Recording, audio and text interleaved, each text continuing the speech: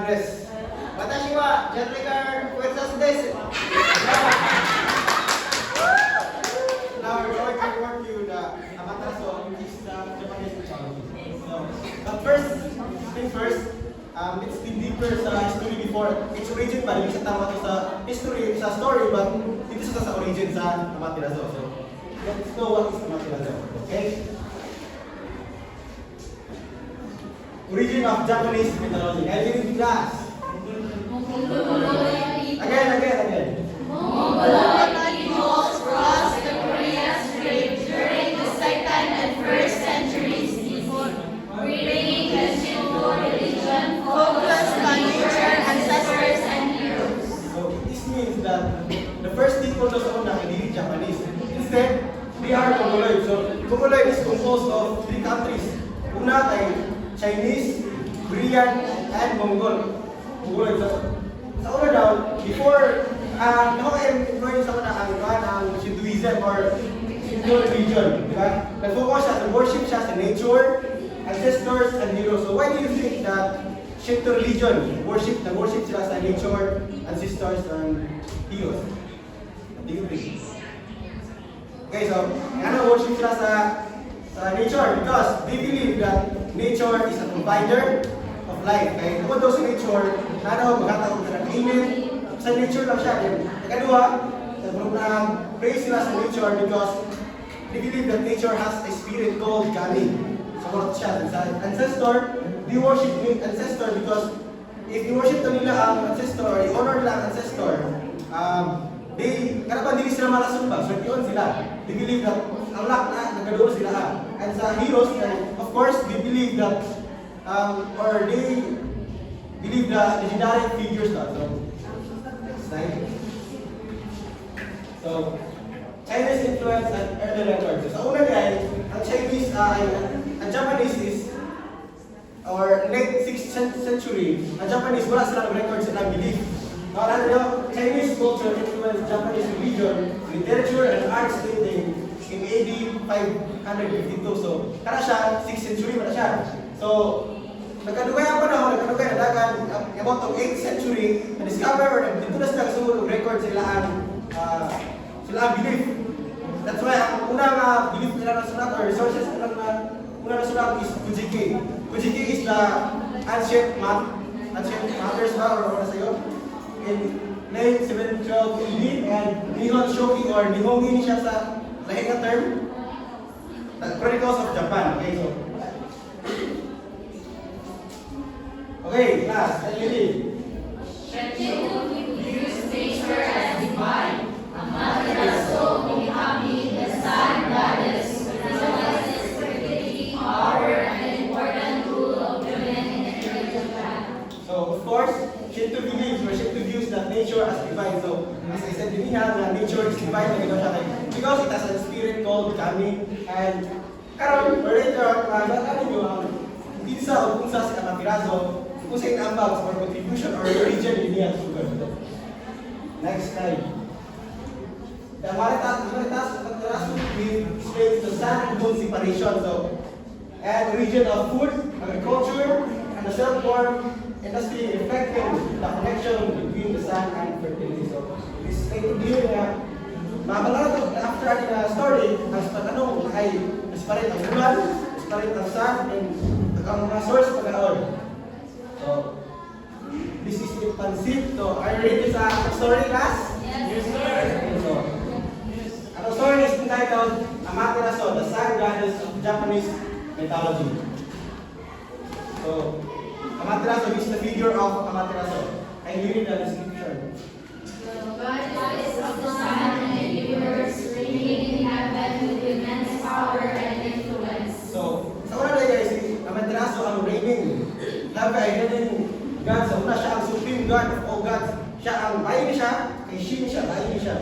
Ang goddess figure, bayi siya, sun, bayi siya. So, then, she has a brother named brother and also his husband.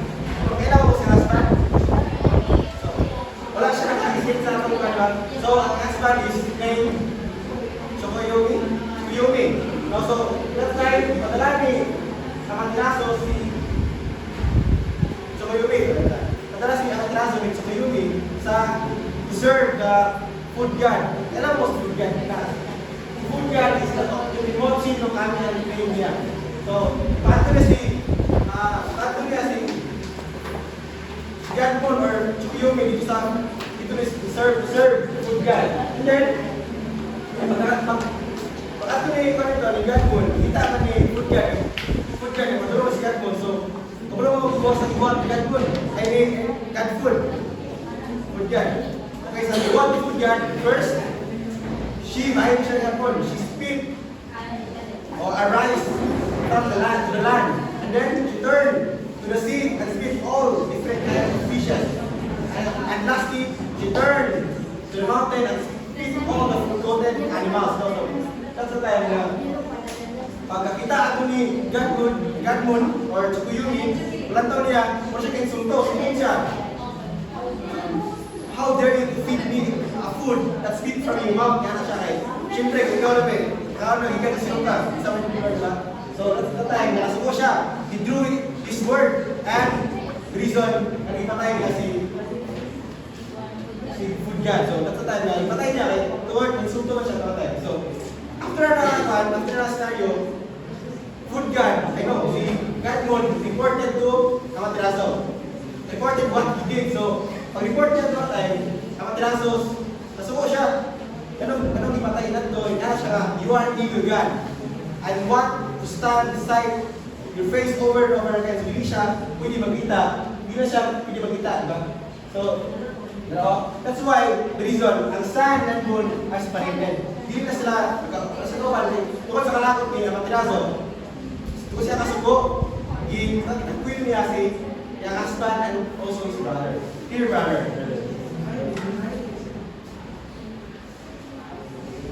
Maybe that was my part. Okay, once again, good afternoon. Good afternoon, everyone.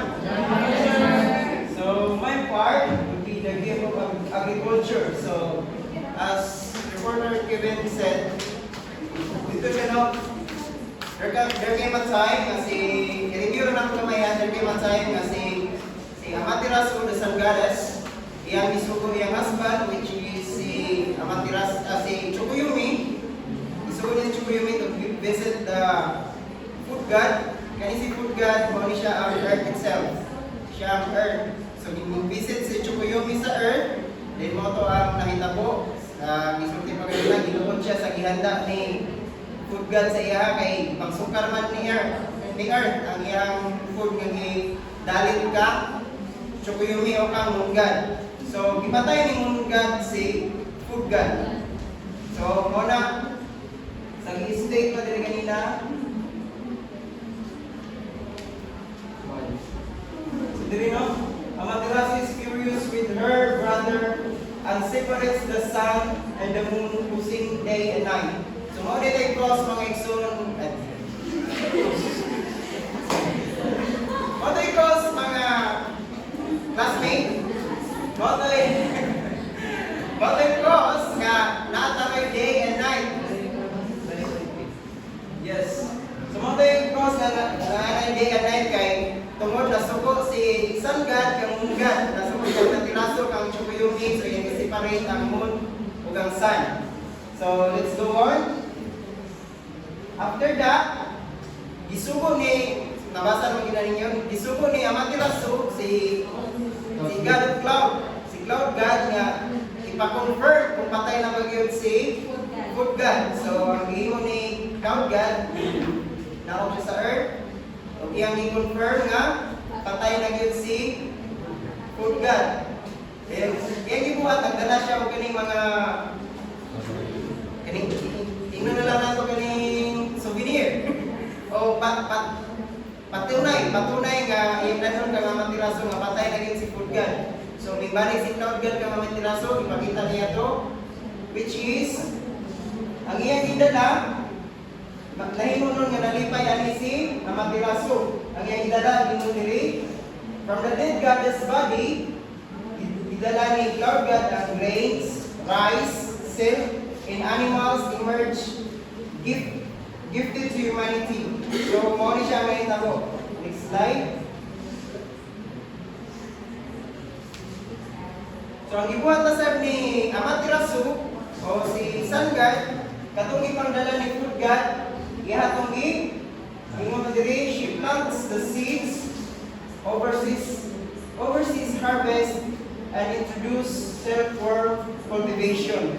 So, ang ibuhat ni Sun God, iyang i-cultivate kung ipangdala ni Cloud God sa iya, iyang i-plant balik sa earth para ngayon nga mapustan sa mga tao na iya, mag-serve sa iya.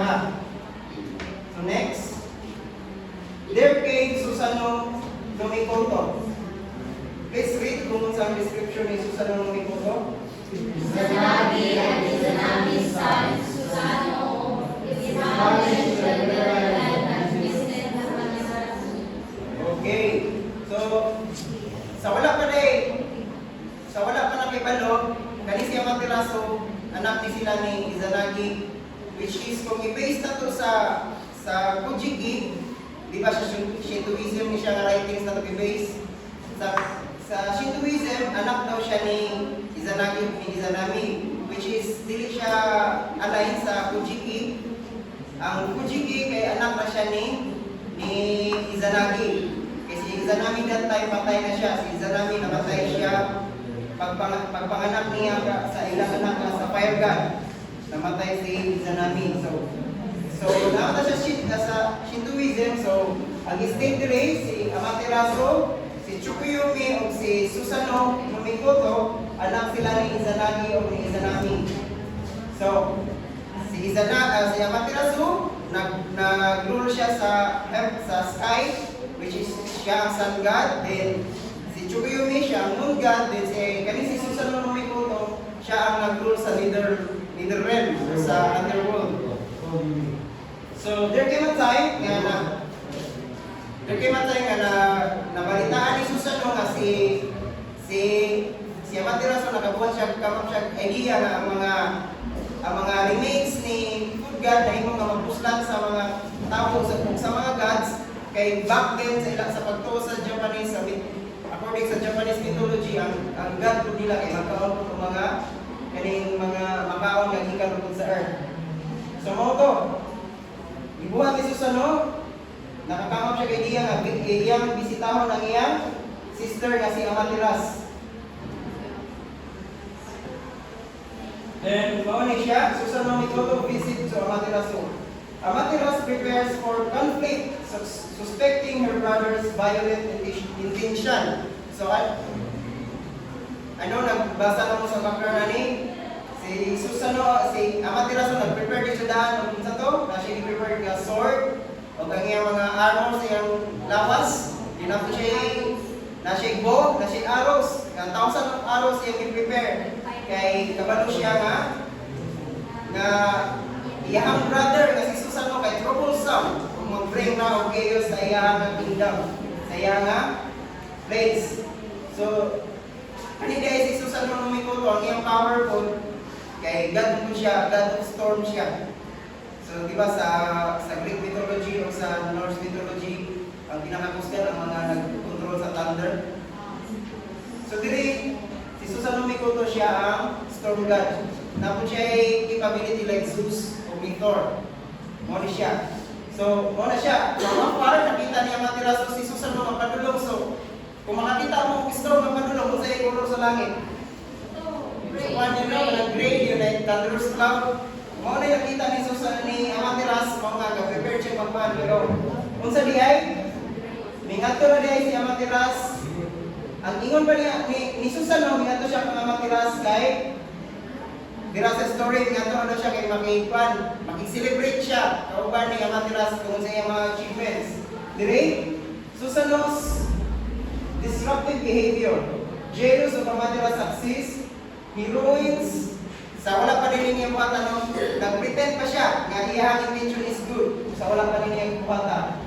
Pag-abutan niya dito, nanggawas pa kayo yung true intention nga, yan ang iruin ang mga achievement ni Amaterasu. Kay jealous, nagkuhan siya, zealous siya. Yung sa loob niya sa nether realm, ngit-ngit, ningaw. So mauna siya nga, nagsilo siya kang Amaterasu. So, ang pangitabo, susunod throws a heavenly call into Amaterasu sacred waving call, causing her great distress. Engage Amaterasu hides in the cave,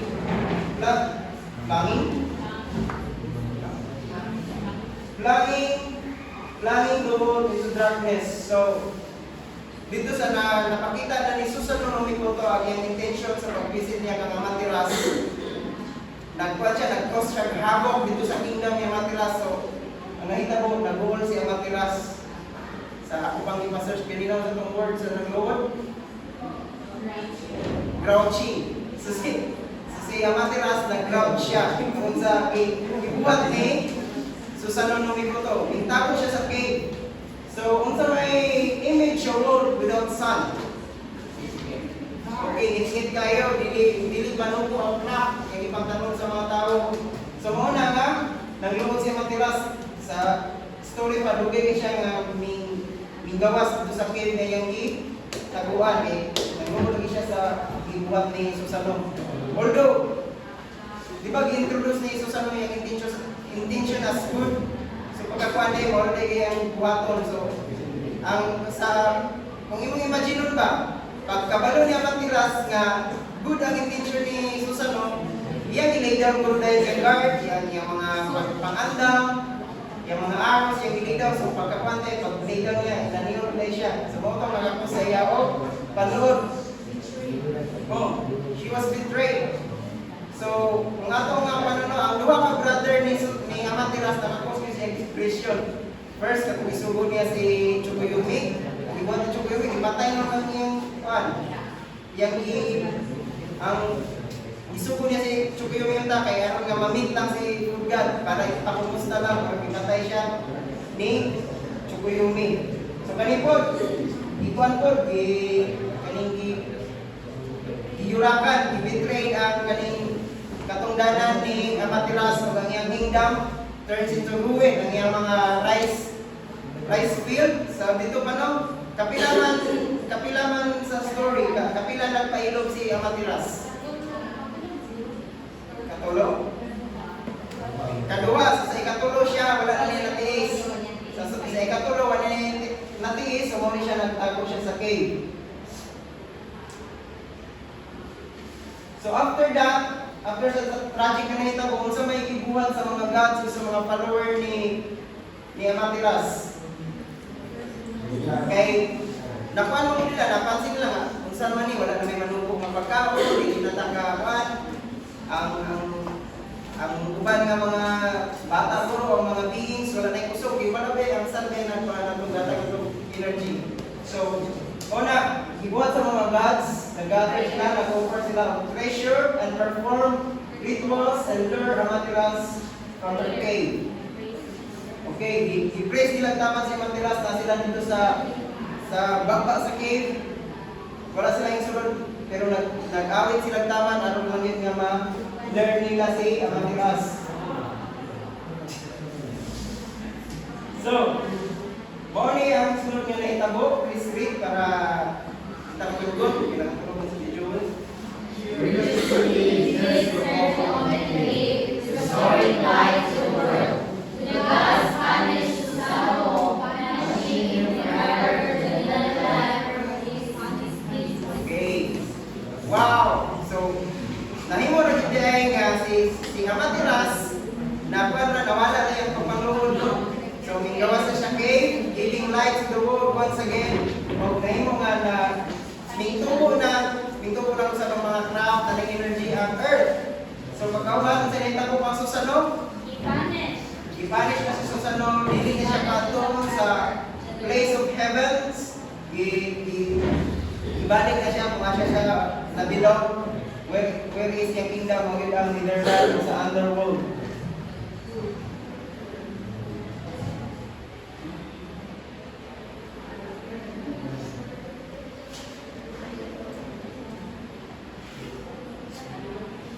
Okay, so, mga ito ang itabo sa istorya sa Japanese mythology. technology of creation. So, for more details, please read your handouts para master na ito ang technology sa Japanese.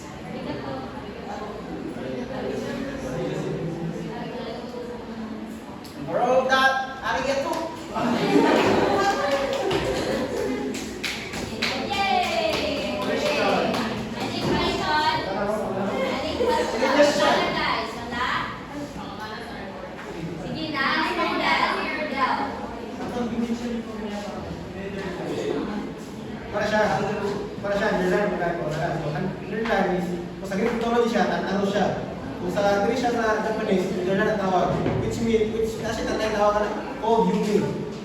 Yumi ang tawag niya nga kanan is, darkness, Yumi means underworld. Darkness, o Yumi. Hindi ko na nilagay na lugar na country. Hindi ko siya. Like, Netherlands, hindi man sa Ireland.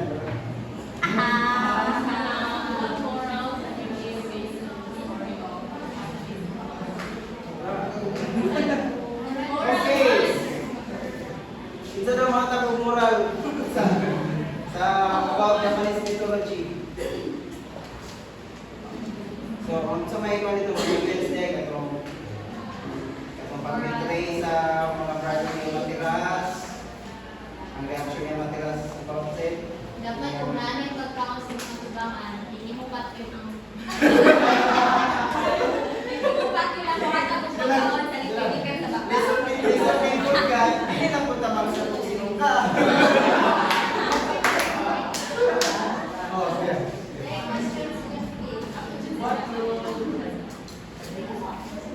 Mama ko lang pa ano, kasi yung main point sa story na creation siya sa Creation sa sun and moon. moral creation. Ayun, tawag yun sa mga food, no? Mga foods pa. So, kani siya sa diri sa based on the Shintoism. Sa Shintoism ta kay ilang creation nagsulod lang din ka mga Matiras which is diri ra sa earth, sun and moon. Kung mo ikaw mo outside of the universe di ba sa Greek kay nagpatid katong sa chaos, and sa nurse, no? Sa nurse kay sa boy, diri kung mag-isugod yun nato na siya pareha rin akong punta, hindi to na nag-base sa Kujiki nga writings. So nag-base na sa Shinto, kung may yatang lima so diri to na nagsugod sa earth na daan for Why? Dalaway ko lalo ang Japanese na influensya sa Chinese na lahat sila. Ano yung kaya, Japanese, hindi sila ang unang magituwa sa tuloy sa una. Ito nga rin ito, sa mga yung kaya ito, mga Mongol, Korea, and Chinese. Hindi sila ang origin people, but first to feel sa, that's why, nakakong-influence siya, tawag siya ng word, ito ng country man, so, hindi sila, sa reason, nakakong-influence siya, Chinese, Korea, and Mongol. Kung di ba mapansin po niyo, pare-pareha na ipagkapare-pareha ng clothing sa mga sinauna. Same? Si Gaya? Hindi mo siya, hindi power of women. Kasi sila similarities.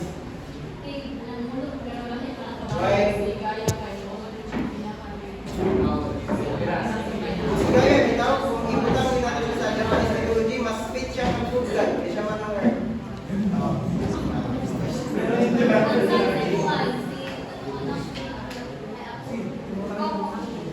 What role does the Materasu in fertility?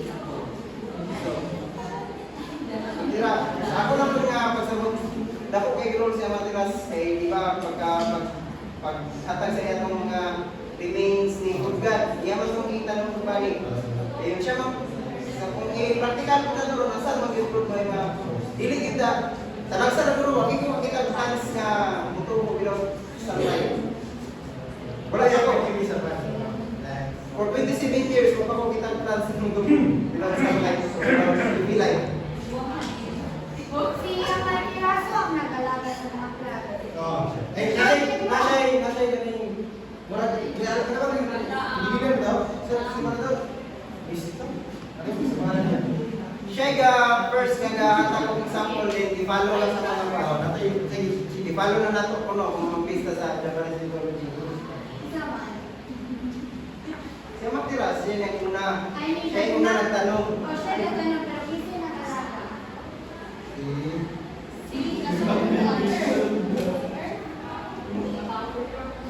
Guys, important.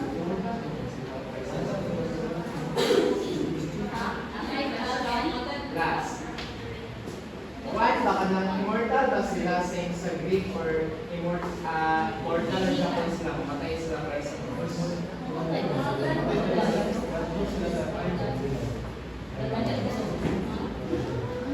Kung pati mo sila, mamatay sila. Kaya namatay mo si Juan ba? Yun nga, marami Sa nurse, gawin mo na.